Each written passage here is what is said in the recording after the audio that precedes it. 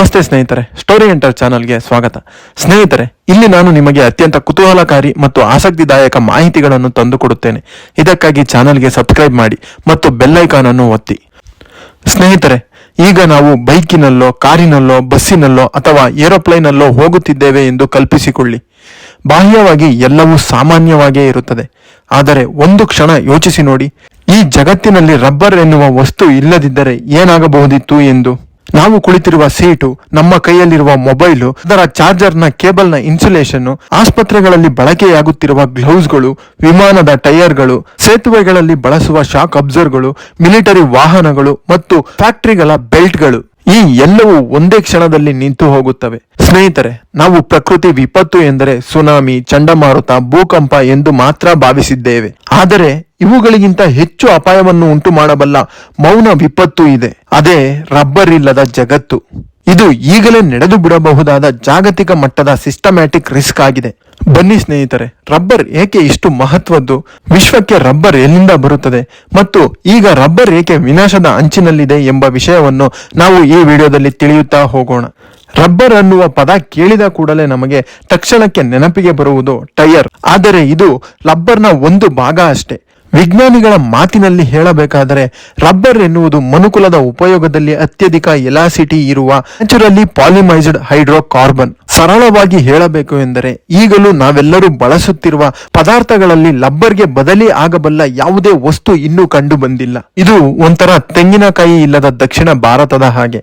ಎಲ್ಲಾ ಕಡೆಯೂ ಇದೆ, ಆದರೆ ಇದು ಅಪಾಯದಲ್ಲಿದೆ ಎಂಬುದನ್ನು ನಾವು ಇದುವರೆಗೂ ಗಮನಿಸಿಯೇ ಇಲ್ಲ. ಸ್ನೇಹಿತರೆ, ಇಲ್ಲಿ ಎಲ್ಲರಿಗೂ ಮೂಡುವ ಪ್ರಶ್ನೆ ಏನೆಂದರೆ, ರಬ್ಬರ್ ಅಷ್ಟೇನು ದುರ್ಬಲವಲ್ಲವಲ್ಲ, ಎಲ್ಲಾ ಕಡೆಯೂ ರಬ್ಬರ್ ಮರಗಳು ಇರುತ್ತದೆ ಅಲ್ಲವೇ ಎಂದು. ಆದರೆ ಸ್ನೇಹಿತರೆ, ವಿಶ್ವದ 90% ನೈಸರ್ಗಿಕ ರಬ್ಬರ್ ಕೇವಲ ಈ ಕೆಳಕಂಡ 3 ದೇಶಗಳಿಂದ ಬರುತ್ತದೆ: ಥೈಲ್ಯಾಂಡ್, ಇಂಡೋನೇಷಿಯಾ ಮತ್ತು ಮಲೇಷಿಯಾ. ಮತ್ತೊಂದು ಪ್ರಮುಖ ವಿಷಯವೇನೆಂದರೆ ವಿಯಾ ಬ್ರೆವಿಲಿಯನ್ಸಿ ರಬ್ಬರ್ ಮರ ವಿಶ್ವದ ಎಲ್ಲಾ ಕಡೆಯೂ ಒಂದೇ ಜಾತಿಯದ್ದು. ಈ 3 ದೇಶಗಳ ತೋಟಗಳಲ್ಲಿ ಒಂದೇ ಜಾತಿಯ ಮರ, ಒಂದೇ DNA, ಒಂದೇ ರೋಗ ನಿರೋಧಕ ಸಾಮರ್ಥ್ಯ, ಒಂದೇ ರೀತಿಯ ಬೆಳವಣಿಗೆ. ಇದು ವಿಜ್ಞಾನದಲ್ಲಿ ಮಾನೋಕಲ್ಚರ್ ಕೆಟಾಸ್ಟ್ರೋಫಿಕ್ ರಿಸ್ಕ್ ಎಂದು ಕರೆಯಲಾಗುತ್ತದೆ. ಇದರ ಅರ್ಥ, ಒಂದೇ ವೈರಸ್ ಅಥವಾ ಒಂದು ಫಂಗಸ್ ಬಂದರೆ ಎಲ್ಲಾ ಮರಗಳು ಒಟ್ಟಿಗೆ ನಾಶವಾಗಿ ಹೋಗುತ್ತದೆ. ಸ್ನೇಹಿತರೆ, ನಿಜವಾದ ಭಯ ಶುರುವಾಗುವುದೇ ಇಲ್ಲಿ. ರಬ್ಬರ್ ಮರವನ್ನು ಕೊಲ್ಲಬಲ್ಲ ಒಂದು ಫಂಗಸ್ ಇದೆ. ಅದು south American leaf blight SALB ಮೈಕ್ರೋಸೈಕ್ಲಸ್ ಯುಲೆ ಎಂಬ ಕೊಳಚೆ ಫಂಗಸ್. ದಕ್ಷಿಣ ಅಮೆರಿಕದಲ್ಲಿ ಈ ಫಂಗಸ್ ಬಹಳ ವರ್ಷಗಳಿಂದ ಇದೆ. ಅಲ್ಲಿನ ರಬ್ಬರ್ ತೋಟಗಳನ್ನು ಸಂಪೂರ್ಣವಾಗಿ ಕುಸಿತಗೊಳಿಸಿದೆ. ಅಲ್ಲಿ ಈಗ ನೈಸರ್ಗಿಕ ರಬ್ಬರ್ ಉದ್ಯಮವೇ ಇಲ್ಲ. ಸ್ನೇಹಿತರೆ, ಏಷ್ಯಾಕ್ಕೆ ಇದು ಇನ್ನೂ ಬಂದಿಲ್ಲ ಕಟ್ಟುನಿಟ್ಟಿನ ನಿಯಮಗಳಿಂದ. ಆದರೆ ಬಂತು ಅಂದರೆ ವಿಶ್ವದ 90% ರಬ್ಬರ್ ಉತ್ಪಾದನೆ ಒಂದೇ ವರ್ಷದಲ್ಲಿ ಶೂನ್ಯವಾಗುತ್ತದೆ. ಟೈರ್ ಉತ್ಪಾದನಾ ಕಂಪನಿಗಳು ಮುಚ್ಚಲ್ಪಡುತ್ತವೆ. ಮಿಲಿಟರಿ ವಾಹನಗಳು, ಆಸ್ಪತ್ರೆ, ವಿಮಾನ ಮೊದಲಿಗೆ ನಿಲ್ಲಲ್ಪಡುತ್ತವೆ. ಹಾಗೂ ಟ್ರಾನ್ಸ್ಪೋರ್ಟೇಷನ್ ಜಾಲ ಕುಸಿದು ಜಗತ್ತು ಲಿಟ್ರಲಿ ಲಾಕ್ಡೌನ್ ಅಂತ ತಲುಪುತ್ತದೆ. ಈಗ ನೀವು ಕೇಳಬಹುದು, ಸಿಂಥೆಟಿಕ್ ರಬ್ಬರ್ ಇದೆ ಅಲ್ಲವಾ, ಅದರಿಂದ ನಡೆಯುತ್ತೆ ಎಂದು. ಇದು ವೆರಿಟೇಸಿಯಂ ಸ್ಟೈಲ್ ಟ್ವಿಸ್ಟ್. ಸಿಂಥೆಟಿಕ್ ರಬ್ಬರ್ ಏಕೆ ಸೂಟ್ ಆಗೋದಿಲ್ಲ ಎಂದು ನಾವು ಈಗ ತಿಳಿಯೋಣ. ಪೆಟ್ರೋಲಿಯಂನ ಕ್ರೂಡ್ ಆಯಿಲ್ ನಿಂದ ತಯಾರಾಗುವ ರಬ್ಬರ್ ಇದ್ದರೂ ನೈಸರ್ಗಿಕ ರಬ್ಬರ್ ಮಾತ್ರ ಹೊಂದಿರುವ ವಿಶೇಷತೆಗಳನ್ನು ನಾವು ನೋಡುವುದಾದರೆ, ಅತ್ಯಂತ ಎಲಾಸ್ಟಿಸಿಟಿ, ಬಿರುಕು ಬಾರದ ಟೆನ್ಸೈಲ್ ಸ್ಟ್ರೆಂತ್, ತಾಪಕ್ಕೆ ಪ್ರತಿರೋಧ, ವಿಲೀನಗೊಳ್ಳದ ಮಾಲಿಕ್ಯುಲರ್ ಸ್ಟೆಬಿಲಿಟಿ, ಅತಿ ಹೆಚ್ಚು ಲೋಡ್ ತಾಳುವ ಸಾಮರ್ಥ್ಯ, ವಿಮಾನಗಳ ಲ್ಯಾಂಡಿಂಗ್ ಗೇರ್, ಕಾರು, ಟ್ರಕ್ ಟೈರ್ಗಳು, ಬೋಟ್ಗಳು, ಸೇತುವೆಗಳ ಶಾಕ್ ಪ್ಯಾಡ್, ಇವೆಲ್ಲಕ್ಕೂ ನೈಸರ್ಗಿಕ ರಬ್ಬರ್ ಮಾತ್ರ ಸೂಕ್ತ. ಸಿಂಥೆಟಿಕ್ ರಬ್ಬರ್ ಕೇವಲ 60% ಮಾತ್ರ ಕೆಲಸ ಮಾಡುತ್ತದೆ.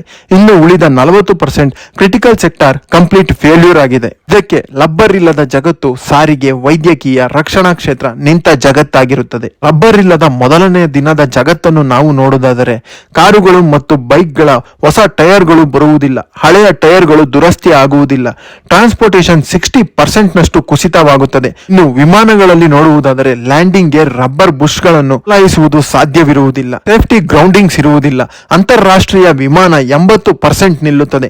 ಇನ್ನು ಆಸ್ಪತ್ರೆಗಳ ವಿಷಯಕ್ಕೆ ಬರುವುದಾದರೆ ಸರ್ಜಿಕಲ್ ಗ್ಲೌಸ್ಗಳಿಗೆ 3 ದಿನಗಳಲ್ಲಿ ಶಾರ್ಟೇಜ್ ಬರುತ್ತದೆ. ಕ್ಯಾಟ್ ಸ್ಕ್ಯಾನು, ವೆಂಟಿಲೇಟರ್ ಟ್ಯೂಬ್ ಇವೆಲ್ಲವೂ ನ್ಯಾಚುರಲ್ ರಬ್ಬರ್ನ ಮೇಲೆ ಅವಲಂಬಿತವಾಗಿದೆ. ಡಾಕ್ಟರ್ಗಳು ಹೇಳುವಂತೆ ಗ್ಲೌಸ್ ಇಲ್ಲದೆ ಸರ್ಜರಿ ಇಂಪಾಸಿಬಲ್ ಆಗಿರುತ್ತವೆ. ಇನ್ನು ಭದ್ರತೆ ಅಥವಾ ರಕ್ಷಣಾ ಇಲಾಖೆಯನ್ನು ನೋಡುವುದಾದರೆ ಫೈಟರ್ ಜೆಟ್ಗಳು, ಮಿಸೈಲ್ ಲಾಂಚರ್ಗಳು, ಟ್ಯಾಂಕ್ಗಳಿಗೆ ಎಲ್ಲವುದಕ್ಕೂ ರಬ್ಬರ್ ಸೀಲ್ಗಳು ಅತ್ಯಗತ್ಯವಾಗಿರುತ್ತದೆ.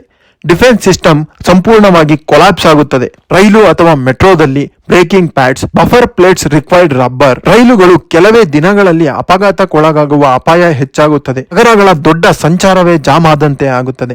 ಇನ್ನು ಇಂಡಸ್ಟ್ರಿ ಮ್ಯಾನುಫ್ಯಾಕ್ಚರ್ಗಳಲ್ಲಿ ನಾವು ನೋಡುವುದಾದರೆ ಕನ್ವೇಯರ್ ಬೆಲ್ಟ್ಸ್ ನಿಲ್ಲುತ್ತವೆ. ಈ ಕನ್ವೇಯರ್ ಬೆಲ್ಟ್ಗಳಿಲ್ಲದೆ ಫ್ಯಾಕ್ಟರಿಯನ್ನು ನಡೆಸುವುದು ಅಸಾಧ್ಯ. ಗೂಡ್ಸ್ ಪ್ರೊಡಕ್ಷನ್ ಕೊಲಾಪ್ಸ್ ಆಗುತ್ತದೆ. ಸ್ನೇಹಿತರೆ, ಈ ಮೇಲ್ಕಂಡ ವಿಷಯದಿಂದ ನಾವು ತಿಳಿಯುವುದೇನೆಂದರೆ ನಾವು ಪೆಟ್ರೋಲ್ ಇಲ್ಲದ ಜಗತ್ತನ್ನು ಸರ್ವೈವ್ ಮಾಡಬಹುದು, ಆದರೆ ರಬ್ಬರ್ ಇಲ್ಲದ ಜಗತ್ತು ಆಲ್ಮೋಸ್ಟ್ ಇಂಪಾಸಿಬಲ್. ಸ್ನೇಹಿತರೆ, ರಬ್ಬರ್ ಒಂದು ನ್ಯಾಚುರಲ್ ಪಾಲಿಮರ್. ಇದರ ಮುಖ್ಯ ಸಂಯೋಜಕವೆಂದರೆ ಐಸೋಪ್ರಿನ್ ಯೂನಿಟ್ಸ್. ಇವು ಸಿಸ್ ಪಾಲಿ ಐಸೋಪ್ರಿನ್. ಈ ಸಿಸ್ ಅರೇಂಜ್ಮೆಂಟ್ ಕೊಡೋದು spring like elasticity, reformation property, thermal stability, flexibility ಮತ್ತು ಕ್ರ್ಯಾಕ್ ರೆಸಿಸ್ಟೆನ್ಸ್. ಪ್ರತಿ ಪಾಲಿಮರ್ ಚೈನ್ ಒಂದು ಸ್ಪ್ರಿಂಗ್ ನ ಹಾಗೆ.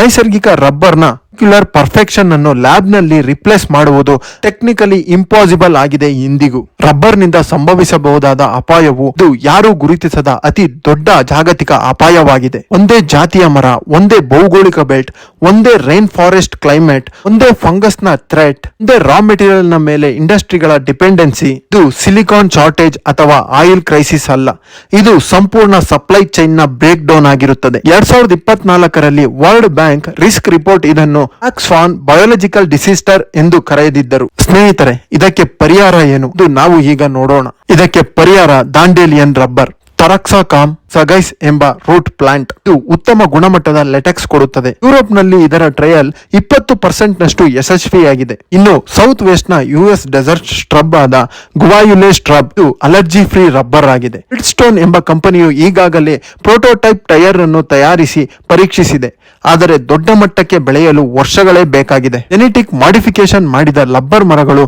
ಈಸಿಲಿ ಸಕ್ಸಸ್ ಆಗುತ್ತಿದೆ. ಕಮರ್ಷಿಯಲ್ ಸೇಲ್ಸ್ಗೆ ಹೋಗಲು ಇನ್ನು 8 ರಿಂದ 10 ವರ್ಷಗಳ ಕಾಲಾವಧಿ ಬೇಕಾಗಿದೆ. ಹಾಗೂ ಮಲ್ಟಿ ಕಂಟ್ರಿ ಪ್ಲಾಂಟೇಶನ್ ಡೈವರ್ಸಿಫಿಕೇಶನ್ ನಿಂದ ಇಂಡಿಯಾ, ಕಾಂಬೋಡಿಯಾ, ವಿಯೆಟ್ನಾಂ ಬೇರೆ ಬೇರೆ ರಾಷ್ಟ್ರಗಳಲ್ಲಿ ಪ್ಲಾಂಟೇಶನ್ ಮಾಡುವುದರಿಂದ ರಿಸ್ಕ್ ಕೂಡ ಕಡಿಮೆಯಾಗುತ್ತದೆ. ನಮ್ಮ ಕಣ್ಣಿಗೆ ದೊಡ್ಡ ದೊಡ್ಡ ವಿಷಯಗಳು ಮಾತ್ರ ಬೀಳುತ್ತದೆ. ಸುನಾಮಿ, ಭೂಕಂಪ, ಉಲ್ಕಾಪಾತ. ಆದರೆ ಸ್ನೇಹಿತರೆ, ಸೂಕ್ಷ್ಮ ಜೀವಿಗಳಿಂದ ಆಗುವ ಹಾನಿ ಅತಿ ಹೆಚ್ಚು. ಐರ್ಲೆಂಡ್ ಅಲ್ಲಿ ಉಂಟಾಗಿದ್ದ ಆಲೂಗೆಡ್ಡೆ ಕ್ಷಾಮ, ನಾಮದಲ್ಲಿ ರೋಗ ಬಾಳೆಹಣ್ಣಿನ ತೋಟವನ್ನು ನಾಶ ಮಾಡಿದ್ದು, ಹಾಗೂ ಸೌತ್ ಅಮೆರಿಕಾದ ಲೀಫ್ ಬ್ಲೈಟ್ ಇಂಡಸ್ಟ್ರಿಯನ್ನು ನಾಶ ಮಾಡಿದ್ದು, ಇವು ಎಲ್ಲವೂ ಸೂಕ್ಷ್ಮ ಜೀವಿಗಳಿಂದಾದ ದೊಡ್ಡ ಹಾನಿಗಳಾಗಿವೆ. ಸ್ನೇಹಿತರೆ, ಇನ್ನು ಅನೇಕ ವಿಪತ್ತು ಯಾವಾಗಲೂ ಶಬ್ದ ಮಾಡುವುದಿಲ್ಲ. ಕೆಲವೊಮ್ಮೆ ಅದು ಎಲೆಗಳ ಮೇಲೆ ಕುಳಿತುಕೊಂಡಿರುವ ಒಂದು ಫಂಗಸ್ ನ ರೀತಿಯಲ್ಲೂ ಇರುತ್ತದೆ. ಒಬ್ಬರ ಗಮನಕ್ಕೂ ಬರುವುದಿಲ್ಲ. ಆದರೆ ಅದರಿಂದ ಆಗುವ ಅಪಾಯ ಈ ಪ್ರಪಂಚವೇ ಸ್ಥಗಿತವಾಗುವಷ್ಟು. ಇದು ಕೂಡ ನ್ಯಾಚುರಲ್ ಡಿಸಾಸ್ಟರೇ ಆಗಿದೆ. ಆದರೆ ಇದು ಗಾಳಿ, ಮಳೆ, ಭೂಕಂಪ ಅಲ್ಲ. ಇದು ಮರ, ಮಣ್ಣು, ಸೂಕ್ಷ್ಮ ಜೀವಿ ಇವುಗಳಿಂದ ಬರುತ್ತಿರುವ ಮೌನ ವಿಪತ್ತಾಗಿದೆ.